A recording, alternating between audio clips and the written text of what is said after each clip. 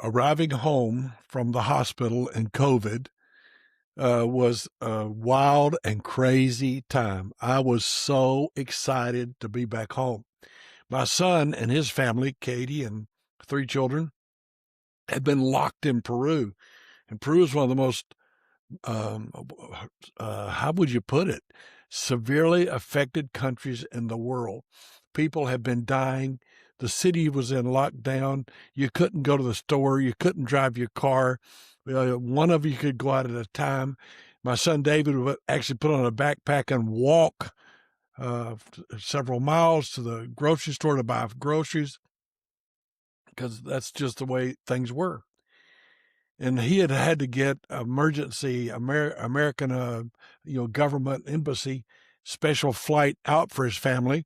And God's people came through and helped in a great way to make that a possibility. And so he came home. And I'm on my way home from the hospital. Now, my son has come home from Peru. Things are bad in Peru, but in a lot of ways, it's like maybe dad's going to die. You got to bear in mind, everybody has no idea if I'm going to live. I've lost my strength. I've been making very short trips walking in the hospital with my walker. And I was being scolded sometimes when I was lazy because you got to push. I came home. The hospital set up a therapy. People came to my house to give me therapy, to do exercise, to walk. And I began walking every day. I had grown a full beard, the longest I've ever had a beard, I guess, and because my wife doesn't like beards. And so I came home, and I had no idea, but I stunk to high heaven. My son David, when I wasn't watching, would cover his nose. He opened windows because I hadn't had a bath in 30 days. They'd let this part on my cheek that you can see on the YouTube video. I think you can see that. They'd left it stuck on there so long it had eaten almost all the way through to my teeth. I hadn't had a bath. Maybe they did some spare bathing, but the stench was unbearable. And so I don't know that. I don't smell me. I've been laying like this for a month and I have no idea. I do know this. I dreamed of getting in a hot shower. What I don't know is I can hardly stand up. I can hardly walk, and showering in hot water is extremely weakening to the body. So several things happened over the next few days. My daughter, Joy, cut my hair, and my son ends up shaving my beard off. And my wife helps me take a shower. I have to sit down because I can't stand up. And we had a chair in the bathroom in the shower, and I couldn't stand up. And here's more humiliation. But I got down, and Betty hadn't thought to raise the chair up, and I couldn't stand back up, and I'm too heavy for her to raise. And so here I am, a grown man. My son has to come in the bathroom and literally pick up my soaking wet, naked body. That was embarrassing. So slowly the grime, and my skin is covered in like what a baby gets when it has, when it's got dandruff and when you haven't washed the hair. And I've got that all over my body, and I smell, and it took several baths to clean up all the mess that was going on in my life.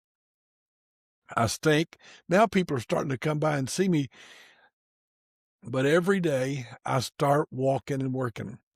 So they had told me that they kind of gave me some instructions, and I love a challenge. And so I put on the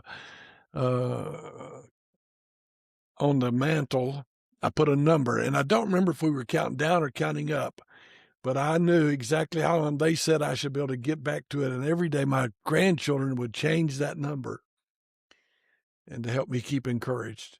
And God blessed miraculously. I was walking, I was moving, I was exercising, though extremely weak. I couldn't sit up in bed. One night, I'd been taking the walker and going to the bedroom, and I got all the way to the bedroom, and my wife is helping me, and I am maybe 2 inches off of where I should be. And when I try to sit on the bed, I fall on the floor. and she sends her leg up under me real quickly. I'm just in my underwear. I know, embarrassing. I know, TMI, but what am I going to do? And she sticks her leg under there, and she starts hollering for one of the kids. And my son-in-law came and literally manhandled me and picked me up and put me back in bed. That was embarrassing. Again, I have been strong all my life. I've been able to take care of myself all my life, but not now, not with COVID. So I can't take a bath. I get tired brushing my teeth. I can't wash my hair. My wife's having to give me baths. My kids are cutting my hair and shaving me.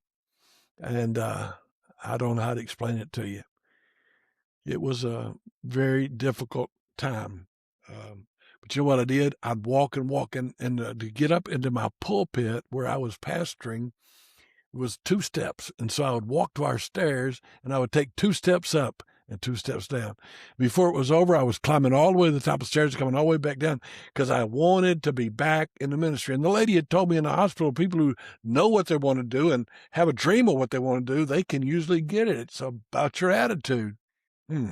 That's probably where I should end it today. It's about your attitude. First off, I thought I should have an attitude of gratitude. The most wonderful family in the world, the opportunity to be with my family. I can't explain to you how exciting and how blessed I was to have the most wonderful wife and the most wonderful children. I can't explain to you what it was like to have a very wonderful church loving me and helping me and taking care of me. God blessed so much.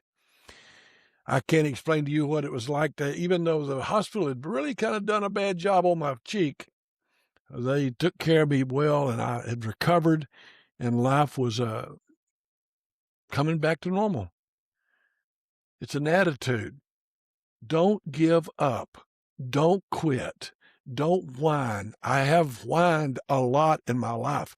When bad things happen to you, it's our first natural response is to whine, but that's not what we're supposed to do. It's not good to do. It doesn't help us to whine. Nobody wants to come to our pity party. And the world doesn't revolve around us. And so we want to keep that in mind at all times and keep growing. We want to be thankful to God. We want to be thankful to God that he saved us. We want to be thankful to God that he's given us life. God's been good to all of us, every one of you. Don't give up. Don't quit. Don't lay down and die. Don't just say, I've had enough of it. There have been tons of times over the last, really not with COVID so much, it's more with the cancer. We'll get to that part of the story at a later point in the story. We'll get to that. But it's amazing how you can say, I just want to die. I just want it over. And that's not a godly attitude. For me to live, to live as Christ, to die as gain. And so I should let Christ live in me, and I should continue to have a good attitude. And I don't care if you've had COVID or if you've been dealing with cancer. I haven't dealt with cancer like some of you. I haven't yet died, but I have been dealing with it nearly 14 years. And we're going to get into more of that, but I want you to trust God and look to God at what he's doing in your life. God has a plan for you, and you are important to him.